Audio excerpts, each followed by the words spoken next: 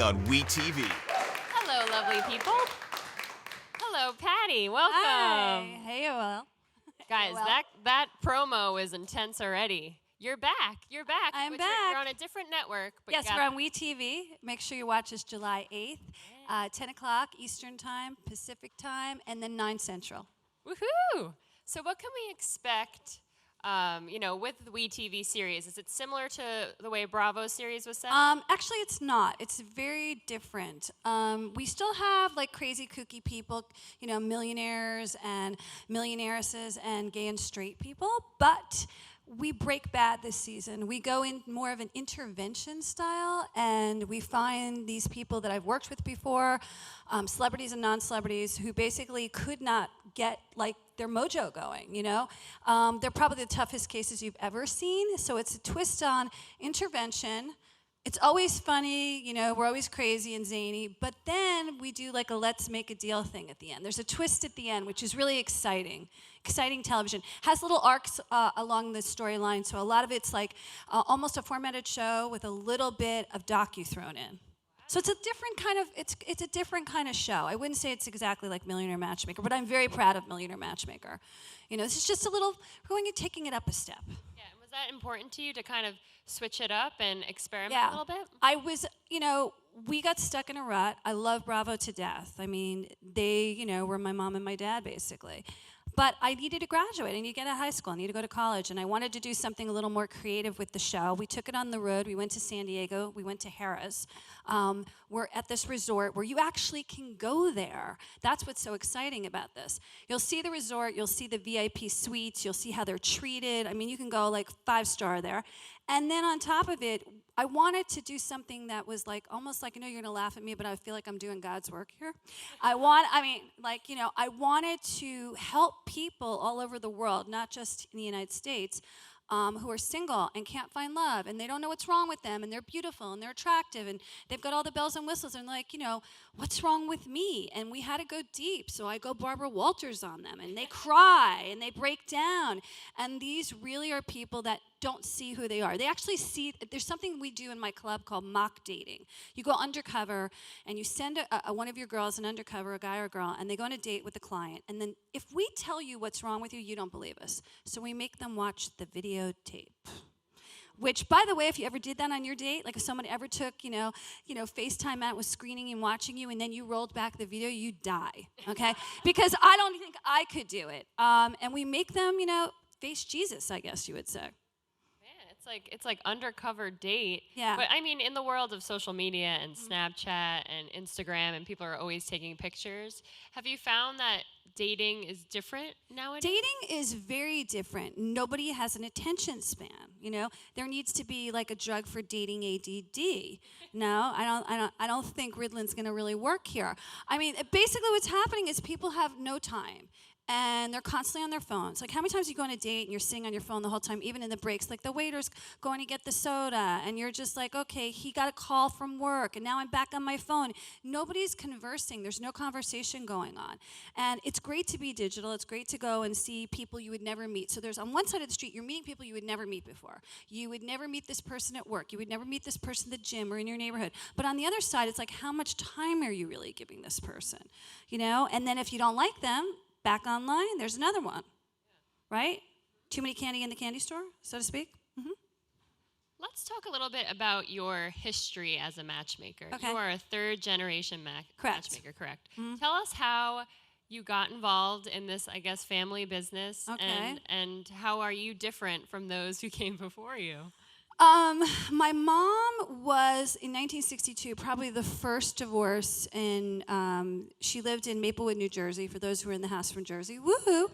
And it was very rare to get divorced in that day. It was Mad Men era. You just didn't complain about your husband. He cheated. My grandmother was horrified because she had fixed her up with her husband. So she got out there, pushed her out into the sea, and basically made her take a cruise around Manhattan Island. My dad was from Brooklyn, and kind of coached her to meet my father. My father was standing, this is a cool tip for the guys in the audience.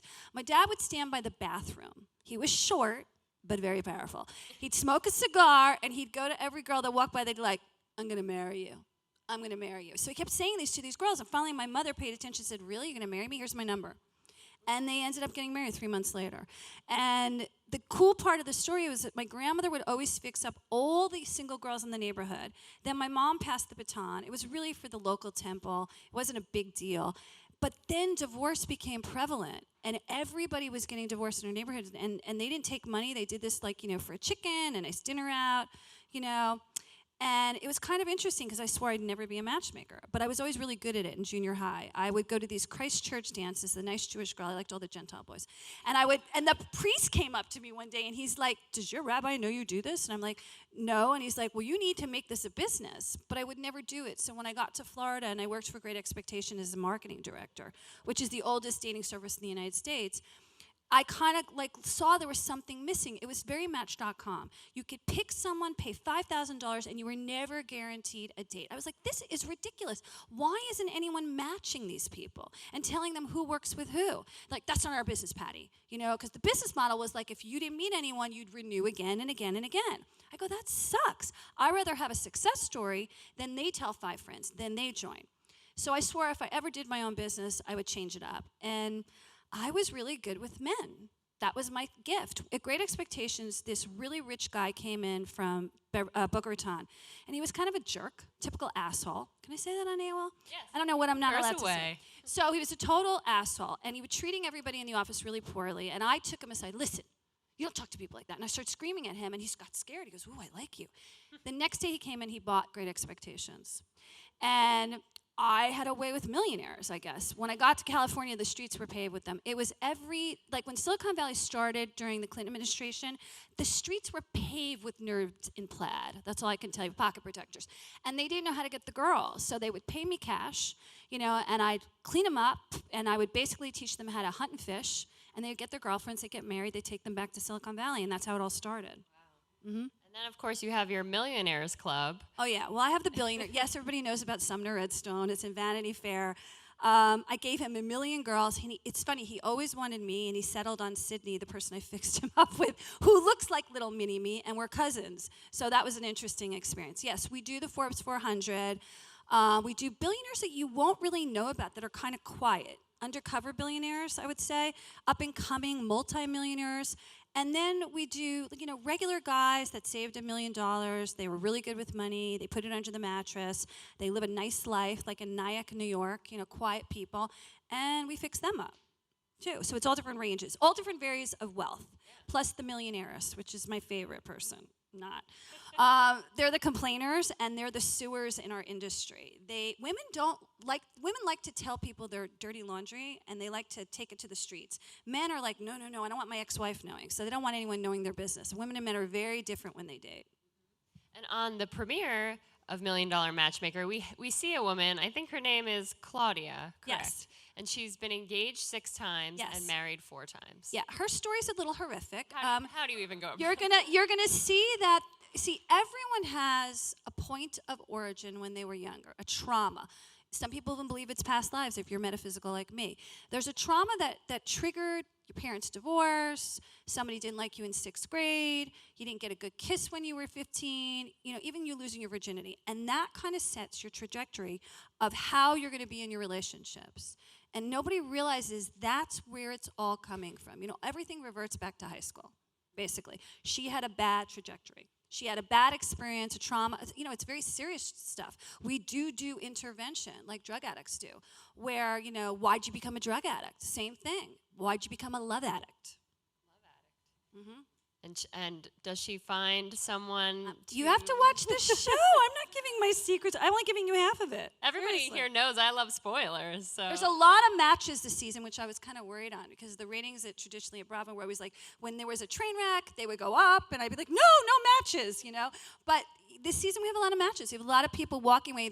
There's one of the craziest episodes is Neon Hitch. And something major happens on her episode. For those who I don't know if you know her. She's a major singer. She's kind of very, very breezy, kind of a little Adele wannabe. And Amy Winehouse was her godmother growing up, basically in the music industry. Her manager is Mariah Carey's manager, so she's going to be an up-and-coming person, and she has a major thing happen in love on her episode. Yeah. Can't wait for that one. Mm-hmm. And you also have this guy named Justin, who is the Yes. Ken doll. If anybody knows about him, he's had how many plastic surgeries? I don't know, like hundreds. I mean, And he literally looks he's like a Ken crazy. doll. He was unbotched. He was the Ken doll. It turns out he actually was married to one of my clients, which was a really 6 degrees. And the production company and the network didn't know that when they brought me him, because I see the client when you do. I do not know who's coming through the door. That's the secret to my sauce. I don't want to know anything, and I just sit down. I used to be a practicing psychic, so I actually sit down and I scan you and I look for all the problems that you have. So they didn't know that I knew his ex. It was kind of an interesting experience. Oh my God, she's totally scanning me right now. Who is the craziest millionaire you've ever met that he or she just walked in the room and you're like, there's no way I can help you? Well, Robin Kastner is, and you're going to see her in the finale. It's her third time back, and it still gets worse. Yes, it still gets worse. She's a New York City favorite. She was my favorite person probably in all 8 seasons. I begged the network to bring her back because she is crazy as crack. I mean, I don't think they get better than her. Yeah. So anybody else aside from the millionaires, maybe a Yes. client that just sticks out as like, Well, I mean, we have Ashley, the crying virgin from The Bachelor this season. And it was a really interesting storyline because we knew she'd cry, even though I had my Barbara Walters record to break. You know, I was like, no, every episode, everyone's crying, at least one person. But Ashley was stuck on Jared. You're going to learn about him. You know about him being on Bachelor in Paradise. And we couldn't say his name because she couldn't say his name. That's how traumatic this was. And any girl that's been in the friend zone forever, this is your episode. oh my God, Ashley I is on the show. I can't wait. Plus Farrah Abraham's on. That's a whole trip. That's a trip and a half. I wasn't looking forward to. I don't have a patient. I love my strippers, but when you get into the hooker DVD porn zone, I'm like, and so I was kind of like, I'm going to really go hard on you. And it turned out she fell apart on me in the first 15 minutes and started hysterically crying. And I just scooped her up like she doesn't really get along with her mother. And I just became her mother in the episode. So it's interesting what we find there, too. Do you think celebrities are worse than just the No, plain old actually, millionaires? they're easier. Yeah? They're easier than the regular people. They actually listen. The regular people don't. There's a millionaire Derek. Look for him this season. I mean, I wanted to rip it. I wanted to cut him off and put him on an island. That's how bad I was. Cut that thing off right now. Yeah. Do you think there are people just who don't deserve love or just should Well, I be can't in love? say that, like maybe Satan or Hitler, but, I mean, some of them are really close to that, by the way. No, I just, it's just like, who's going to love you if you can't love them? Like, the only way you get love these days, really, is if you love someone else. If you're going to think it's all about you like a narcissist, good luck to you, because life is so disposable right now. Nobody has patience. So I don't even understand how people get people sometimes. I'm always amazed, like, she found love. Do you ever love that girl that was the biggest jerk in high school and then she got married to a nice guy? Like, what am I doing wrong? Like that. And what about your love life? You have to keep us posted because it must be weird to always be matchmaking other people and then trying to work on your own love life. I don't have like the same life everybody has. I don't know. I'm here like God just like, okay, let's just torture her more. Last year I took the year off. I wasn't working and I'm very spiritual. So I went to like John of God and I went to see Amma the Hugging Saint and I did all these metaphysical things. I was in Brazil, I was in Thailand, I was in Hong Kong. And I kind of took a detox from my life. I had broken up with my boyfriend. We're still really good friends. And I was like, I need a different kind of man. So I'm just dipping into the dating scene right now. I just got on Bumble. So, yeah. We'll see how it goes. I really am proud of Whitney for coming up with this webs. And by the way, Bumble's a good thing. Everyone thinks it's like you're chasing them in. No, you just go hi, and then they come right back, and they start talking to you. So if they don't ask you out and take the lead, you're not going to go there. And actually their pictures are better because Tinder needs work. Oof. Yeah, sure. Those pictures are horrible. The girls are pretty, but the men. I told Sean, who owns Tinder, like, you got to work on this here because, I mean, the fuzzies where they take the picture of the picture of the picture and they're 25 years old. Like, I'm really going to believe you're 29. You're not, okay? I really don't get it.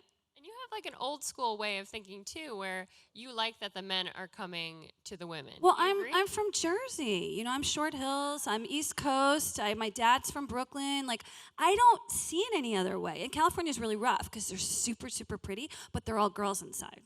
So there's no chivalry. There's no gentleman opening the car door and paying the valet. It's really a sad state of affairs. We're here, it's 5 women to 1 guy. What happened? When I lived here, it wasn't like that. It was 50-50. I really don't understand. Yeah. So it's a tough time to be single. The millennials don't have patience, you know.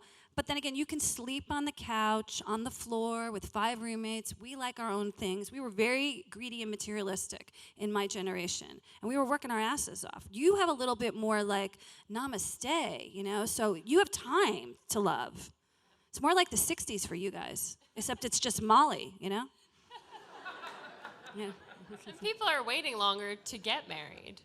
Marriage is so down, and the other thing is the people over 50 are getting divorced for the first time because they wait for the kids to get out of the house, and then they're like, when they're alone and they do the empty nest thing, they're like, do I even know you? Do I even like you? You're totally not getting into my cooch, you know? So like they're just like getting divorced left and right. So you've got this whole new generation of people that are living to 100, and they are getting single for the first time, you know, like they might have met in college or something. It's a lot of different age groups right now. It's not just one. You find that sometimes these relationships, when you set couples up, it's more about sex right away than it is about Well, actually I making could a tell you a funny relationship. story. So I was on Bumble the other night, and so this guy, really good-looking guy, picks me, and we start talking, and he wants to meet me right now. I love those, right now. How old are you? And he's like 47. And he was hitting up on me, and he's like, no, the way I do my first date, you come to my house. Then comes the shirt off. Any girls get the shirt off? What's with the shirt off? Like, okay, there are better people than you know? I can look at pictures of Beckham here, you know? So I take the shirt off, and then he's like, this is going to get me to go to his house. I'm like, do you know who I am? He's like, yeah. I'm like, then why are you sending me this? He's like, because I'm going to get you to my house. And it was like everything was sex. Every word he spoke, he was 47. Like, when do they grow up at some point? It was Men interesting. don't grow up. No, never. Never. Dogs. Yeah. But it was funny, and then I just scolded. I funny scolded him. I just said, "Yeah, it's not gonna happen, dude." And then he was like, "All right, bye." You know, it's like he's like, "I'm not having much luck on Bumble." I wonder why. Because he's taking girls to his house, strangers to his house. Yeah, I mean, I feel like Tinder is sort of that way too. I mean, I But think it's Tinder's just known set for up. hookup. Yeah. Bumble's not known for that. So I was like, you have Bumble confused with Tinder. Go back to Tinder, you know? Like, it was weird. It was just a weird thing. And then I heard from my friends, they're going through the same thing. And I'm like, okay, guys, this is not the way to get us. I'd like a little dinner at least, you know? Is there a difference between, the millionaire men in their 20s versus those in their 30s and 40s and 50s? The millionaire men in their 20s are really into the club scene, the bottle service, Miami, Vegas, you know. They want to spend large. They think it's like jet smarter. I got 15 grand and I can go all around the country. Like, you know, they're all about impressing. Where I think back in our day, it wasn't as bad. It's a little more extreme. There's more activity. There's more playground. You know, we didn't have Vegas like the way it is now. So, yeah, they are more extreme. Crazy. Well, they can stay up all night. When you're in your 40s, you can't stay up 24 hours and then go to work the next day. It's not going to happen. Not even with Starbucks. These days, You know? we do it. Right, guys? Okay, before I pass it off to the audience, I want to know, what are your 5 tips for a successful relationship? Well, I think the number one tip is make them your friend, because we did studies. I don't know if you know this. We do a study every year, the Matchmakers at Harvard, and we look at the alchemy of love and attraction. Why are people falling in love with each other? And it's not just physical appearance. 99% have come back in the last 5 years. Friends last the longest in marriage. So I think if you make him your friend, don't go so gaga like, he's my husband after the first 15 minutes on the date, and you actually get to know him. Hopes, interests, and wishes. So 2 things that you like to do. 2 things you like to do together, even if you don't know something that he likes. Like if he likes skiing and he goes, I'm going to take you skiing, and you fall in love with skiing, now that's a commonality. Find those commonalities, because the sexual attraction is going to wane. The third, you can't do anything without chemistry, but after chemistry gets really hot and the lust dies down, you got to have other things. The third thing is the families. What's your morals and values? So if you don't have morals and values that are a combination, I'm not talking about political persuasion. They found to be a study is that religion is a deal breaker. So if you're really religious and he's not, you're not going to fit him into your world. You're born again, he's Jewish, ain't going to happen. You know, those are things that you have to think about. And the last thing I think you have to think about is, Do you see a future? Do you want the same things now? If he says, I'm never getting married, and you want to get married, not your guy. You're not going to change him in a year. He is who he is the way he comes. For men, she is not just a body. There is a person. She will have an opinion. She will speak up when she wants something. You know, deaf, blind, and mute does not make the wife. So you have to think about this. What do you really want? Because this person you're going to see every single day of your life. Guys, therapy session. I love it. Okay, one more I have for you. Has there ever been a millionaire that you sort of had a crush on that came into your office? Never. They always lead with the negative foot. Celebrity, yes, but not millionaire. I mean, celebrity that hasn't come in, but, you know, yeah. Yeah, who's your celebrity crush at the moment? Ooh, we were talking about this today. I kind of liked Keanu Reeves when I was growing up, so I don't know. I like the Brits, the Aussies, the Scots, like Liam Neeson. I like them tall and lanky. Yeah, so yeah. Laird Hamilton. Yeah. Those kind of guys. Neeson, I love him. I like surfers and long and lanky. Mm-hmm. Cool. All right, guys, we need some awesome questions because I need to continue my therapy session, so let's help me out. Hey, Patti, I've been a fan for years. Thank you. And I love the episode with Ali Zarin. Okay. So I'm going to ask, you spoke about how we're always on our phone and you spoke about online dating. And I'm not on Facebook. Should I make one to online date? Don't do it. No. More mysterious, the better. Let him not find you. That's why he's going to have to call and text you. And by the way, men, listen. When you call, we fall in love between our ears. We don't fall in love between our eyes like you. So texting does not get us jazzed, especially downstairs. Mm-hmm. It's true, right? It's kind of annoying. You want him to call every now and then, say, hey, and you want to hear his voice. You like that masculine voice, right? Mm-hmm. Hi, Patti. So after getting out of a relationship with a high school and college sweetheart of mine, my married cousin gave me some advice and said to me, oh, you've experienced your teenage first love. Now as you become an adult, you got to find a man with money first and marry him, and because you can learn how to love after. So you can get a second marriage? That's really great advice. I was a bit taken aback, so I wanted to know Are they what Jewish? was your... No, Italian, close enough. Close enough, same thing. No. Look, you marry a man you love who has ambition, who has a plan. Man with a plan. That's what I say. How are they going to get there? What are they going to do? Is he going to provide? Is he going to protect you? Okay, money does not tell the whole story. And there's a lot of cheap millionaires out there. That's how they get rich. Warren Buffett. Okay? I don't think he ever divorced his wife because it would be too expensive, right? He's going to probably call me now. I'm in trouble. Okay, go on. Hello, I'm over here. Hi. I have a lot of relationship questions, but do you believe that for women there's a certain age they should get married? And No. also, No. do you believe that there are some people that are just unmatchable? It's not unmatchable. It's that have they done the inner work on themselves? Like, you have to be at a certain level of awareness of who you are and what you're looking for, and not unreasonable before I match you. If you're not at that level, yeah, we could do therapy, but it could take a couple years, and I can't promise results because if you're not willing to do the work, no. Age is a number, Soulmates come at 18, they come at 80. You can't look at it like that. We have time for one more. Hi, Patti. You mentioned you're on Bumble, and as you know, Bumble, the woman sends the message first. Right. What is your, go-to opening line? Hi. I'm not kidding. A friend of mine told me to do that. It works like a charm. They got to make all the conversation. Hi.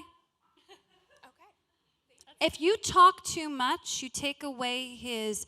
Okay, the one thing about men, scientifically, this is a science, okay? He can't do good, okay, unless he feels good. So he's got to feel good first. So feeling good is, okay, how am I going to get to... So his whole process is how do I get to feel good first? So feeling good is what? Taking an action. You take away his action, you become the man, he becomes the woman. So don't castrate your men. Make them work for it because they like that feeling of accomplishment. We don't. We get overwhelmed from the feeling of accomplishment. Nice. So many tips, and I'm sure there are many more tips if you watch The $1 Million Matchmaker, which premieres July 8th. July 8th, WeTV, 10 o'clock Eastern and Pacific, and then 9 Central.